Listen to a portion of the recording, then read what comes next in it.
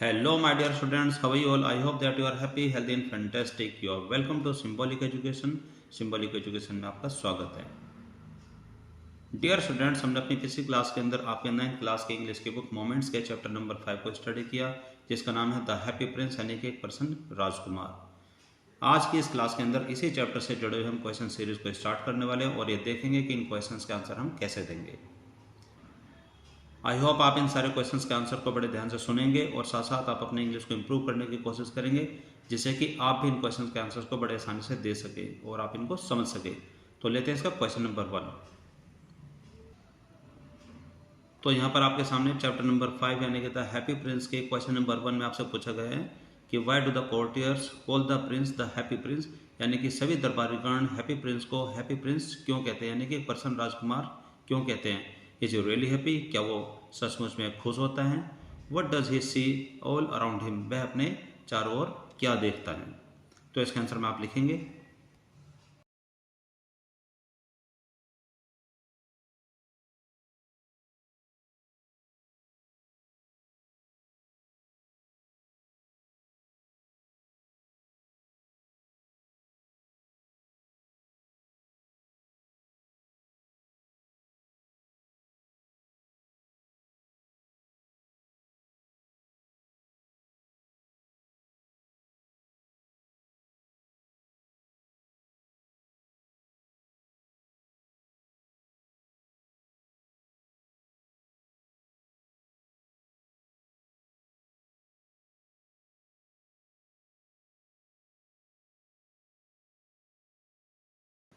पहले क्वेश्चन के आंसर में आप इसमें लिखेंगे कि he was a Prince when he was alive, यानी कि जब वह जिंदा था तो वह एक राजकुमार था. बीइंग ए प्रिंस, एक राजकुमार होने के नाते he never knew sorrow and suffering, कि राजकुमार होने के नाते उसने कभी दुख दर्द को नहीं जाना, इसलिए the courtier called him the happy Prince, इसलिए सभी दरबारीगण उसको हैप्पी प्रिंस यानी कि प्रसन्न राजकुमार कहते थे. But he was not happy in real sense, लेकिन वह सचमुच में खुश नहीं था. As his heart could feel the misery of needy people, कि जैसे कि जो उसका हार्ट है, जो उसका दिल है, वह लोगों की गरीबी दरिद्रता को महसूस कर सकता था. He so the miserable conditions of the people, उसने लोगों की दयनीय स्थिति को अपने आसपास देखा. Around him and he became very sad, देख करके वह बहुत दुखी हुआ. Question number 2. सेकंड में आपसे पूछा गया कि why does the happy prince send a ruby for the seamstress, यानी कि हैप्पी प्रिंस उस दर्जन यानी कि लेडी टेलर के लिए अपनी रूबी क्यों भेजता है, अपनी लाल मणि क्यों भेजता है. What does the swallow do in the seamstress house, वह छोटा अबाबिल स्वेलो उसके घर में जाकर क्या करता है. तो इसके आंसर में आप लिखेंगे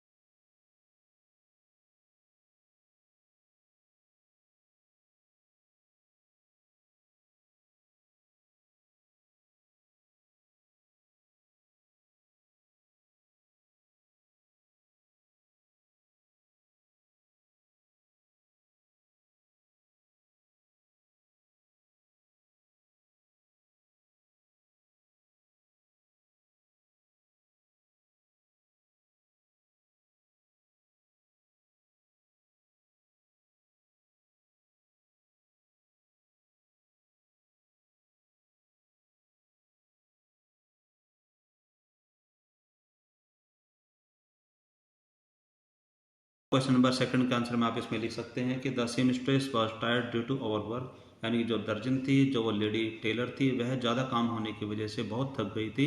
शी वाज सो पुअर, वह बहुत गरीब थी, वह इतनी गरीब थी कि that she could not buy oranges for her little sick son, कि वह इतनी गरीब थी कि वो अपने बीमार बेटे के लिए संतरे नहीं खरीद सकती थी. हर सन वॉज थर्स्टी, उसका जो बेटा था वो प्यासा था. And he had fever also, और उसको बुखार भी था. The happy prince so the poor lady and her sick son, कि हैप्पी प्रिंस ने उस गरीब महिला को और उसके बीमार बेटे को देख लिया था. He felt pity on them, उसे उन पर दया गई. सो इसलिए he sent the ruby for her, इसलिए हैप्पी प्रिंस ने अपनी लाल मणि यानी कि रूबी को उसके लिए भेजा. The swallow came to the poor woman's house, जो स्वेलो था, जो अबाबिल था, वो गरीब महिला के घर आया. And let the ruby on the table beside her, और उसके बगल में टेबल पर वह रूबी रख दी.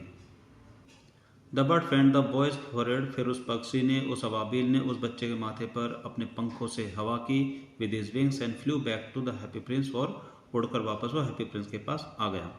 Question number third.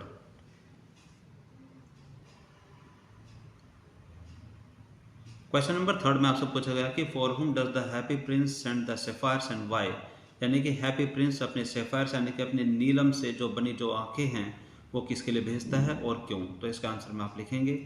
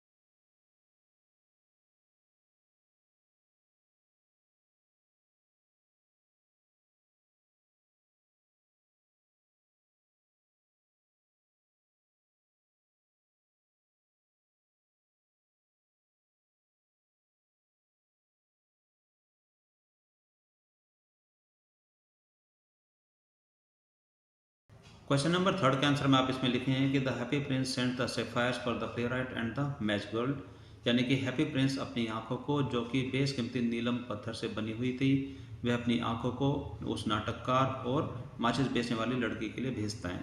The play right was very poor, यानी कि जो नाटककार था वो बहुत गरीब था। He was incapable of buying food and firewood, वह इतना गरीब था कि अपने लिए भोजन और ईंधन नहीं खरीद सकता था। The happy Prince sent the first sapphire for him, और हैप्पी प्रिंस ने अपनी जो पहली आंख है वह उस नाटककार के लिए भेजी।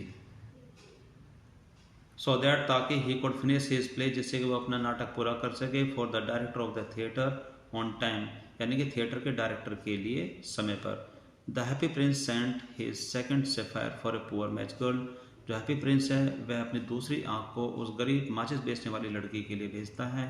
हर matches had fallen into the gutter, उसकी जो सभी माचिसें होती हैं वह गटर में गिर जाती हैं।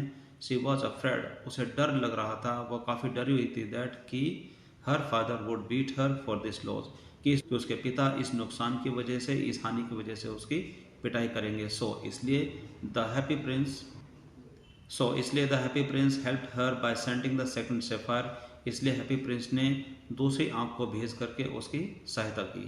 Question number four.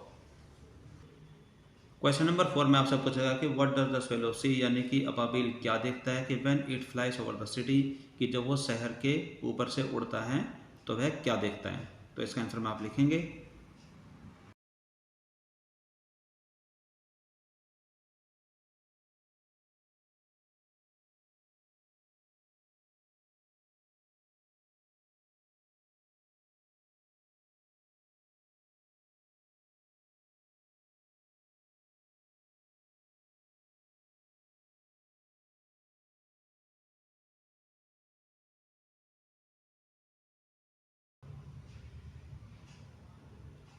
Question number four के आंसर में आप इसमें लिख सकते हैं कि the swallow so all categories of people, यानी कि उस अबाबिल ने हर प्रकार के लोगों की श्रेणी देखी।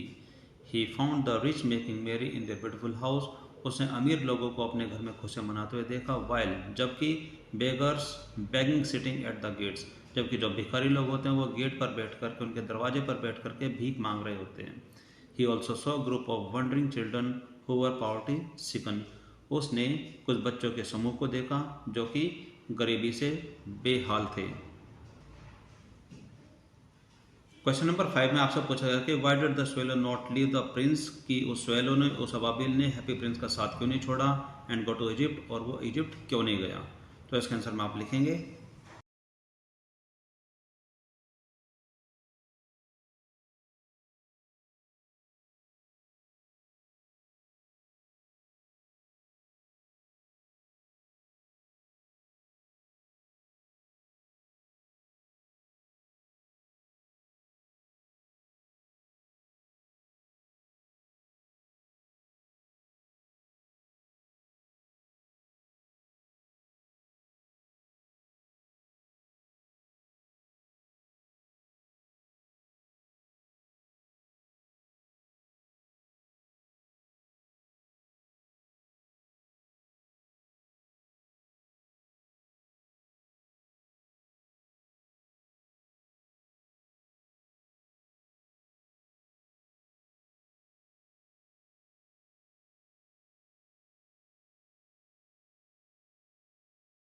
आंसर में आप इसमें लिख सकते हैं कि एट फर्स्ट पहले तो the swallow was willing to go to Egypt, यानी कि पहले तो जो स्वेलो यानी कि जो अबाबील होता है, जो पक्षी होता है, वह विजिट जाने की इच्छा रखता है।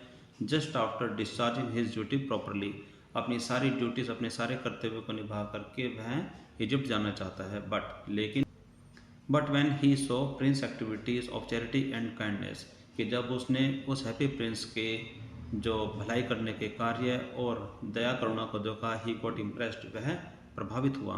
ऑन द अदर हैंड, और दूसरी बात यह है कि now the happy Prince had become totally blind, कि जब हैप्पी प्रिंस पूरी तरीके से अंधा हो जाता है due to the deeds of charity, अपने भलाई कार्य की वजह से, कि वो सब कुछ लुटा देता है, फिर वो अंधा हो जाता है। इन दिस कंडीशन, इस हालत में, he could not leave the happy Prince helpless, और वह इस कंडीशन में उस हैप्पी प्रिंस को हेल्पलेस यानी कि असहाय नहीं छोड़ सका। And he left the idea of going to Egypt, और उसने इजिप्ट जाने का आइडिया छोड़ दिया। And decided to serve the prince always, और उसने हमेशा प्रिंस की सेवा करने का निर्णय लिया। Question number 6। क्वेश्चन नंबर 6 में आपसे पूछा गया कि what are the precious things mentioned in the story, इस कहानी में वे बहुमूल्य चीजें कौन सी होती है जिनका जिक्र इसमें किया गया है।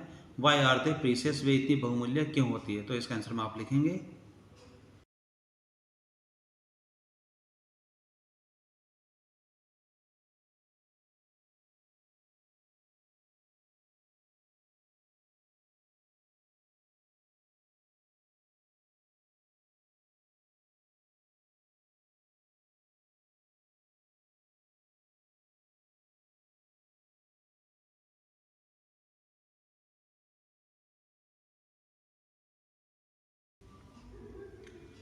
क्वेश्चन नंबर 6 के आंसर में आप इसमें लिखते हैं कि the little heart of happy Prince, यानी कि हैप्पी प्रिंस का जो धातु से बना हृदय, और डेड स्वेलो, और जो मरा हुआ स्वेलो है, are the precious things mentioned in the story, इन्हीं दो चीज़ों का इस कहानी में जिक्र किया गया है कि ये बहुत बहुमूल्य हैं।